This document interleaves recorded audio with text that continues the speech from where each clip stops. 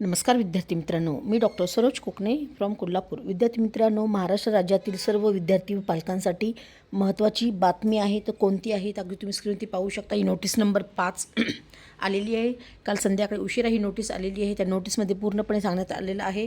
अगदी तुम्ही स्क्रोल करत मी दाखवते तुम्हाला, म्हणजे लक्षात येईल। तर अगदी दोन जे मेडिकल कॉलेजेस आहेत, प्रकाश मेडिकल कॉलेज इस्लामपूर सांगली आणि दुसरं आहे लोकनेते राजाराम बापू पाटील आयुर्वेदिक मेडिकल कॉलेज इस्लामपूर सांगली। तर ह्या दोन कॉलेजमधलं ही सगळ्यात महत्त्वाची अपडेट्स आलेली आहे। तर पूर्णपणे ही अपडेट्स तुम्ही अगदी वाचा, व्यवस्थित लक्षात येईल।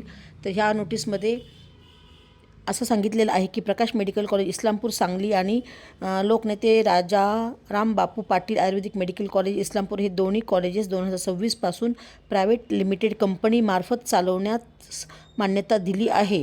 त्यामुळे इथून पुढे आपल्याला जे कॉलेजमध्ये प्रवेश घेणाऱ्या विद्यार्थ्यांना कॅटेगरीनुसार फी स्ट्रक्चरचा लाभ होणार नाही, म्हणजेच आपल्याला स्कॉलरशिप मिळणार नाही।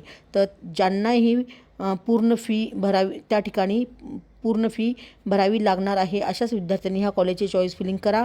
अन्यथा ह्या कॉलेजची तुम्ही चॉईस फिलिंग करू नका, कारण चॉईस फिलिंगच्या वेळेस ही गोष्ट माहिती असणं खूप महत्त्वाची आहे विद्यार्थ्यांसाठी आणि पालकांसाठी। ही पूर्णपणे अगदी CET सेलवरती ही नोटीस आलेलीच आहे। तर त्या अनुषंगाने मी हा व्हिडिओ बनवत आहे। तर अगदी चॉईस फिलिंग करताना विद्यार्थ्यांनी पालकांनी अगदी आवर्जून विचार करावा की आपल्याला MBBSसाठी Prakash institute of medical science research जी काही सांगलीमध्ये कॉलेज आहे आणि BMS कॉलेज आहे तेही अगदी इस्लामपूर सांगलीमध्ये आहे। ते ह्या ठिकाणी तुम्ही चॉईस फिलिंग करण्यापूर्वी कॉलेजची शुल्क किती आहे किंवा मिळणार नाही ह्याच्याविषयी पूर्ण अगदी तुम्ही कल्पना घेऊनच तुम्ही त्या ठिकाणी चॉईस फिलिंगसाठी तुम्ही अप्लाय करू शकता। तर विद्यार्थी मित्रांनो, ही नोटीस आलेली आहे, त्यासाठी मी हा व्हिडिओ बनवलेला आहे।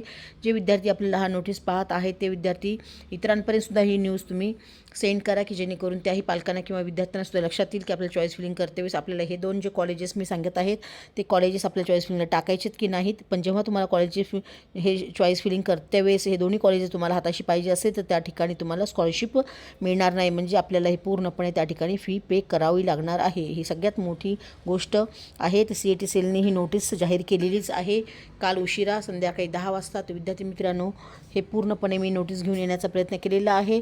तर असेच नवीन आणि युजफुल व्हिडिओ पाहण्यासाठी आमच्या चॅनलशी तुम्ही नक्कीच कनेक्ट करा, म्हणजे सबस्क्राईब करून ठेवा की जेणेकरून तुम्हाला येणाऱ्या काळामध्ये सर्व युजफुल गोष्टी मिळणार आहेत। आणि पुढचा अगदी शासनाचा MBBS आणि BDSसाठी सुद्धा नवीन नियम आणि रूल्स काय आहेत त्याच्याबद्दल पण अगदी व्हिडिओ घेऊन येणार आहे।